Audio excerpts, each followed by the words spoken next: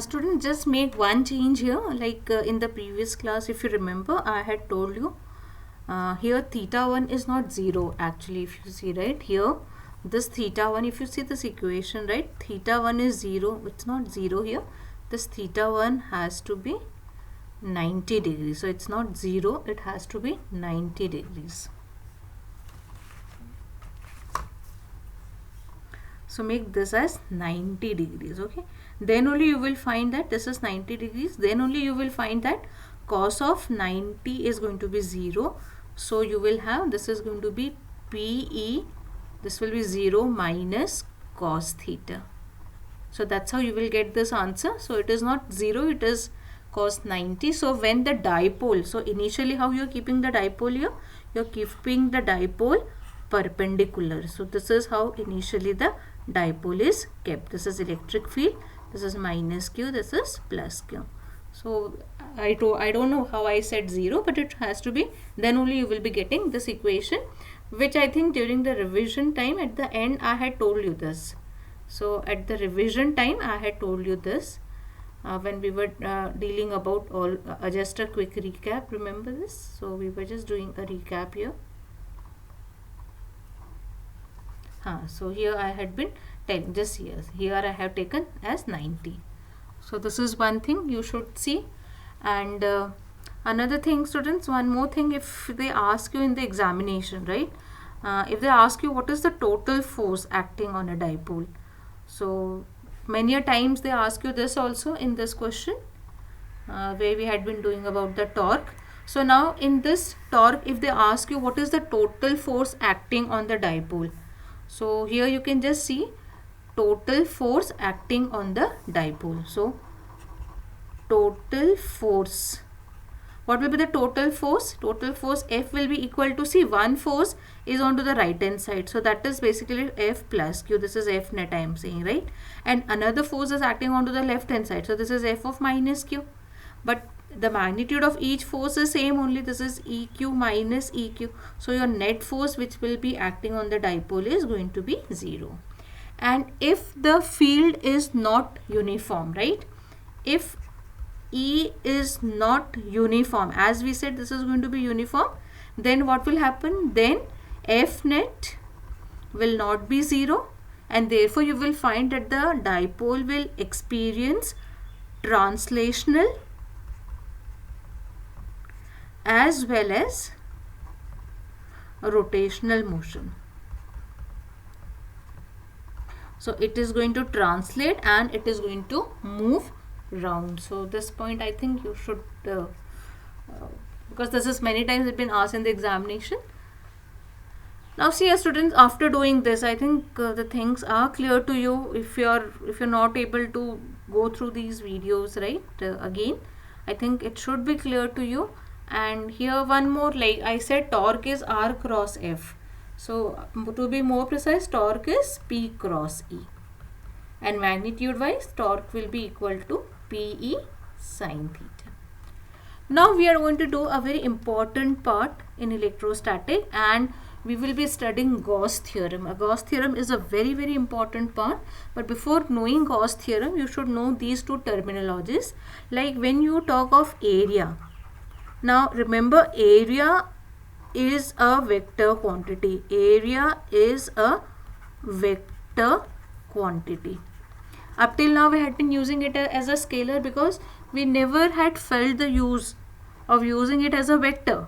But if you use area as a vector, the mathematics, the physics gets more simpler. If it is an area is a vector quantity, then it will have magnitude and it will have direction. So if I say I have this area, let us suppose this is area which I am considering it. So this is the area which I am considering. This is the area. Let us suppose it is ds. Then the outward drawn normal. The outward drawn normal basically gives you the direction of area. So you will find outward drawn normal gives area. Just here, outward drawn normal, just see, if I say I have a cube here, let's suppose I have a cube here. So I draw a cube here. Now see, if you are looking from this side, A, B, C, D, okay, and this is your outer part, outer surface, then your area will point perpendicular to this. This is going to be your, you can say, ds vector. If you are looking through this part, you are looking through CDEF, this part, then this will be your outward drawn normal. So this will be your area vector. If you are looking through this part, this is your outward drawn normal. If you are looking through this part, this is your outward drawn normal. So whatever the surface you are facing, so the normal, the outward drawn normal is the direction of area, and therefore you can write area ds is a vector quantity and it will be specified by its magnitude and a unit vector. So this is, you should understand. So area is a vector quantity. See, it may you may say, let us suppose if I say this is the surface, let us suppose, right, and you're looking through this side, so this will be basically your outward drawn normal. So from here you will find that if you are drawing your outward drawn normal, this will be your vector, ds vector. If you are seeing it from the other side, then this will become your area vector. So whichever side you are looking from, if you are looking from this side, okay, then you find this is your, if your area vector. If you are looking from this side, it has to be the outward drawn normal. Now second important quantity which you should understand is electric flux. Okay, now to understand about the electric flux, just see here, if I say I have a surface, so if I say I have a surface here like this, and let us suppose through which electric field lines are passing. So now electric field lines are passing through this surface. Now if I tilt this, if I rotate this surface, maybe if I am rotating it like this, let us suppose, okay, I rotate it like this, say by angle theta. So here you will find that now the normal to the surface is going to be this. This is going to be your normal. And your electric field is pointing in this direction. This is E vector. This angle between them is theta. Therefore, you will define a quantity, that is electric flux phi, as the number of electric field lines passing through a given area normally. So you define electric flux. Electric flux is defined as number of electric field lines passing through surface normally, means perpendicularly. If this is area vector A, this is ds, so component of this ds will be here, it will be ds cos theta. So this passing through the surface normally, so you can say that, or if you resolve this E into two components, this component here will be E cos theta.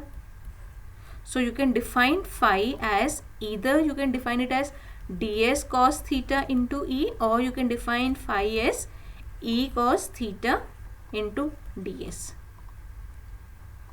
So if your total ds area is A or S, if ds total ds is equal to total area A, then you define phi as phi is equal to E A cos theta, or you say phi is equal to E dot A.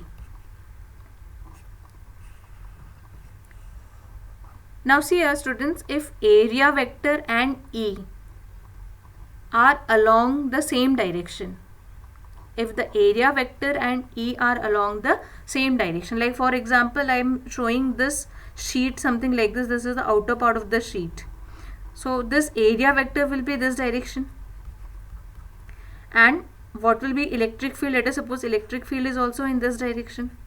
So here you will find that your maximum field lines basically will pass through the surface. Yes, the maximum field lines will pass through the surface.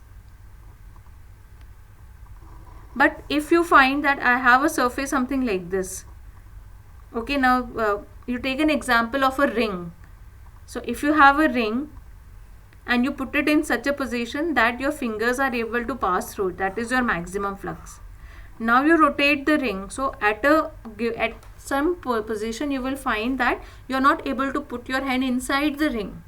So that is the time when you will find that your flux is going to be 0.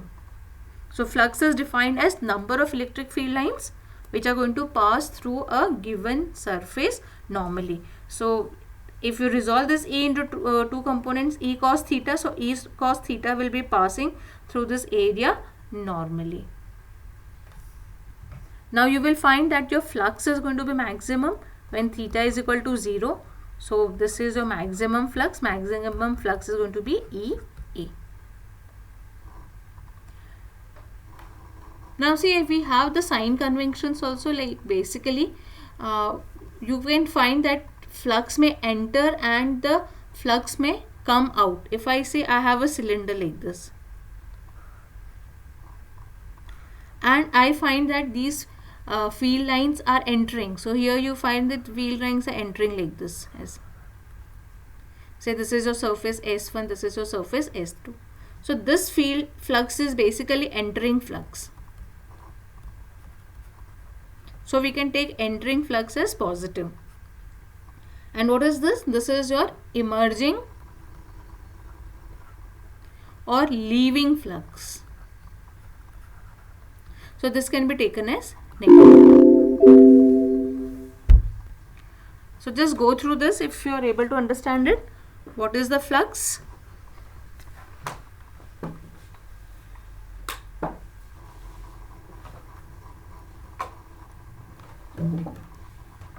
Now flux is, since it is given by dot product of E and A, so you can also say that electric flux is dot product of electric flux phi, it is dot product of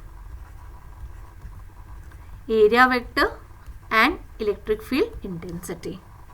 So this is another way of defining. You can also define, right, small d phi can be defined as E dot ds, where ds will be the small area. Then what will be the total flux? Total flux will be integration of d phi. So I can write it as integration of E dot ds and over a closed surface S. So all these things are nothing but they are different ways of writing the flux. So integration. Now see here, this is integration sign. This circle means it's a closed surface. And this S is means over the closed surface area S. So S can basically, if it is a sphere, it can be 4 pi r square. So depending upon the shape, you will find that your surface area can be different. So this is the equation of the flux which we will generally use. Flux is equal to closed integration over surface E dot ds. So this is basically your flux in terms of integration. Otherwise flux formula is E dot A, or flux is EA cos theta. These are all flux. And now if you see the SI unit of flux, so flux is EA, E dot A. E is nothing but it is Newton per coulomb, because we know that E is equal to F upon Q, and area is meter square. So you will have this unit as Newton meter square coulomb minus 1. So this is the SI unit, and flux is a scalar quantity. It's a scalar quantity. It is given by dot product. It is dot product, and dot products are always scalar. Dot product of E and A. So dot products are always scalar. Now knowing this electric flux and your area vector, now we can talk about what is known as a very important thing. It is very important from the exam point of view. We are talking about Gauss theorem. Okay, let's try to understand what is the meaning of Gauss theorem. Now see here, it states that, right? It states that the total electric flux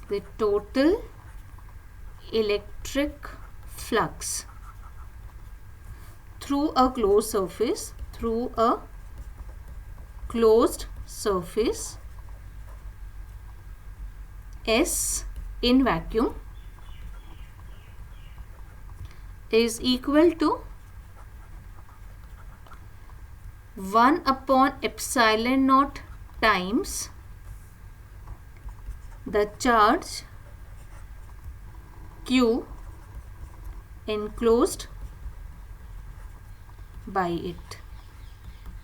So it states that the total electric flux. See, total electric flux, you can talk it in terms of what you can say is, let us suppose a water is moving through a ring. Okay, just understand it like this. So that ring basically will have two surfaces. It's a ring. Or you just, for example, take it as a bangle. So the water is passing through the bangle. And now what you do is, if you rotate that ring, then you will find that the amount of water which is coming from the other side will keep on decreasing, and at one point you will find that no water will pass through the ring. And again, if you keep rotating, what will happen? The amount of water passing through the ring will keep on increasing. It will become maximum. Then if you are rotating it, you will find that at a particular point, then the amount of water is decreasing, and then there will be no water passing through the ring. So you can talk of electric flux as nothing but electric field lines. It's like the water flowing through the closed surface. You can say it is basically the electric field lines through the closed surface. So if I have a closed surface and it says that in that closed surface, okay, let us suppose I have a sphere.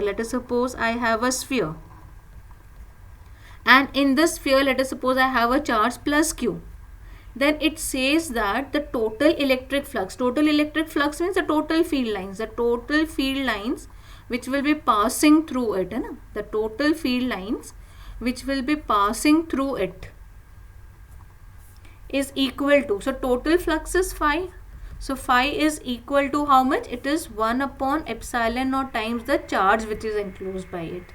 And we also know that phi is equal to E dot ds over the closed surface, let it be S, and this is going to be equal to Q upon epsilon naught. So this is the mathematical expression for Gauss theorem.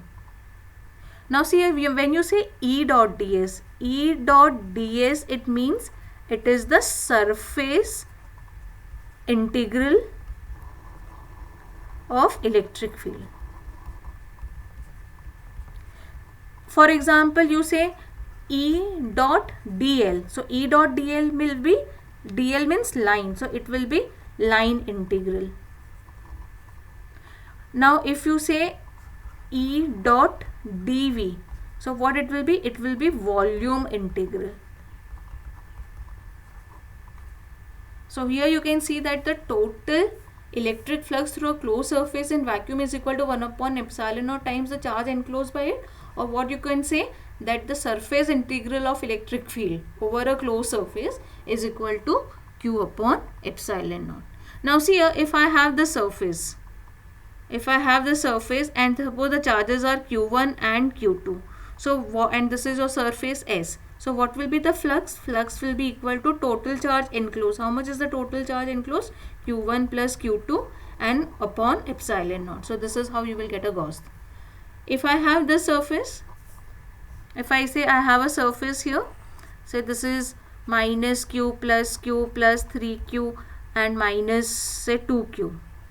So what will be the total flux? Total flux will be equal to minus Q plus 3Q minus 2Q upon epsilon naught. So this answer comes out to be Q upon epsilon. So this is how you can have this understanding of the Gauss theorem. Let us suppose if I say I have charge Q1 here and this is surface S1. Then what I have is, I have charge Q2 here and this is surface S2. So now they are asking you what is flux through S1 and S2. So how you will do it? First let us calculate flux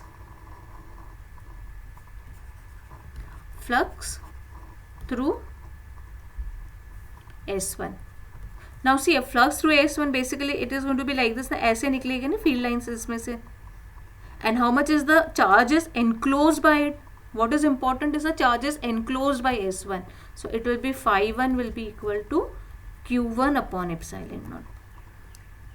Now what will be flux through S2?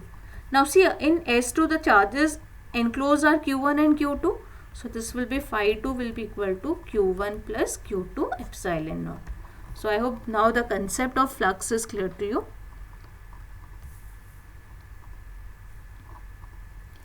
Now one more thing which has to be very very clear in your mind is that we know that Gauss theorem phi is equal to E dot ds over surface S, that is equal to charge enclosed, okay, upon epsilon naught.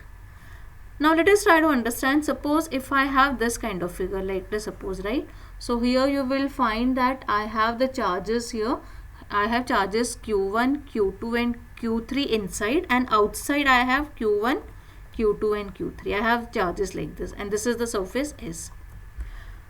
Now it says what is the flux. So we know that in this flux, this is the electric field also there.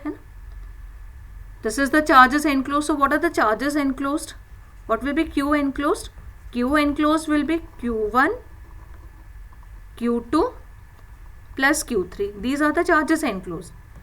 And this electric field, now the question which is very important is, in this expression, which expression? In this expression, the electric field is due to, the options are only inside charges, B option is only outside charges, and the third option is inside as well as outside. Now see, electric field at this point definitely will depend upon the charges inside and outside, because electric field will be basically your, it is not that flux through the surface, right? And what will be the flux through the surface? Flux through the surface is going to be by Q1, Q2 and Q3. So this Q enclosed will only be Q1, Q2, Q3. And electric field in this integration which is there is because of inside and outside charges. So many a times we feel as if the electric field is only because of inside. It is because of outside. Try to understand this concept with the help of this example, right? Just here. If this is the surface, okay, and this is Q1. Now see here, if suppose this is positive, so positive field line will pass like this now through the surface. Now whatever is getting inside, this is plus phi, flux na, plus phi, and what is this coming outside is minus phi. So here the flux due to Q1 will cancel out, because you can see that it is cutting the surface at 2 points. So if you find that the field line is cutting the surface at 2 points, the flux through that part is going to be 0. Q3 भी क्या है? बाहर है. So if this is Q3, you will find that इसका जो field line है वो ऐसे जाके इधर दो जगह कट करेगा. This is another way of knowing it. And therefore since these charges are outside, it will be cutting the surface at 2 points, and therefore whatever flux is entering is leaving out, therefore the net flux is 0. But if this charge Q1 is inside, so it will not cut the surface. It will basically, the flux is just going to cut the surface at one point. यहाँ पे, ये यहाँ पे, it is going to be here. It is not, okay, it is not something like this. I hope it is clear to you. So here, if I say, let us suppose if I am giving you the surface, right, and I say this is the field line, E. What is the flux, net flux through the surface? Immediately you will see that it is cutting at 2 points. Whatever is entering is coming out, so it is going to be 0. If I say I have something like this, and it is you find that your flux is like this. So here you will find that phi net is not going to be 0 because it is only cutting it at one point. अंदर से ही कोई चीज़ बाहर आ रही है, ऐसा नहीं कि जो बाहर था अंदर आए अंदर से बाहर. So if you find it cutting at 2 points, then you definitely find that your flux is going to be 0. But electric field will not be 0. है ना? It's not that your electric field is 0 here. So this is much conceptual. So I hope it is clear to you. Otherwise, simple language, what is Gauss theorem? We have already discussed here. Gauss theorem, this is the statement and this is the mathematical equation. Now let us try to prove this Gauss theorem. Okay, now let's try proving this Gauss theorem. So let's see the proof of it. Proof of Gauss theorem. Now see, what I do is I consider a charge Q. Okay, and I consider a sphere, of radius r. So I consider a sphere of radius r. So this will be the position vector. So what do I have considered? I consider isolated positive point charge at center of sphere of radius r. This is what I am considering. Now what I will do is I will take a very small area element.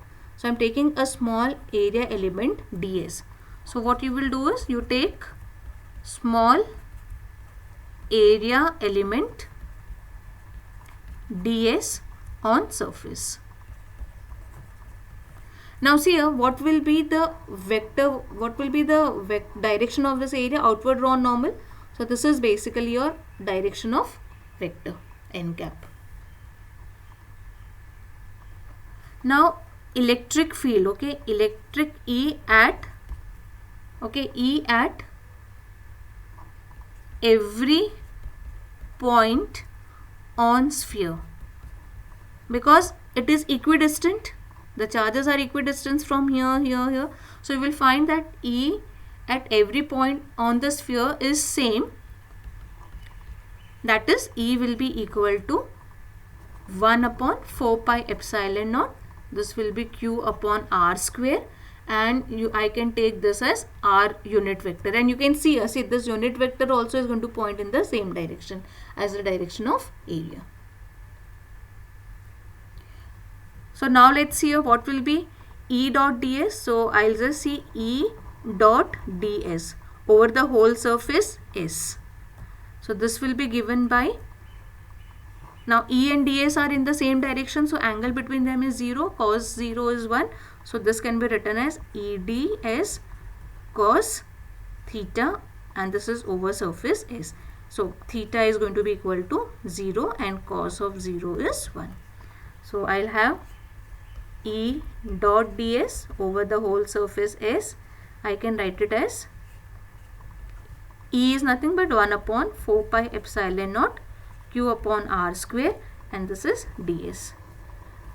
Now 1 upon 4 pi epsilon naught Q upon R square. See, Q is a constant, this radius is a constant, and this integration ds over the surface S. And what is integration of ds over the surface S? It's a sphere. So this is going to be 4 pi R square, surface area of the sphere. So I'll further have it 1 upon 4 pi epsilon naught Q upon R square, 4 pi R square. Now 4 pi R square and 4 pi R square cancels out.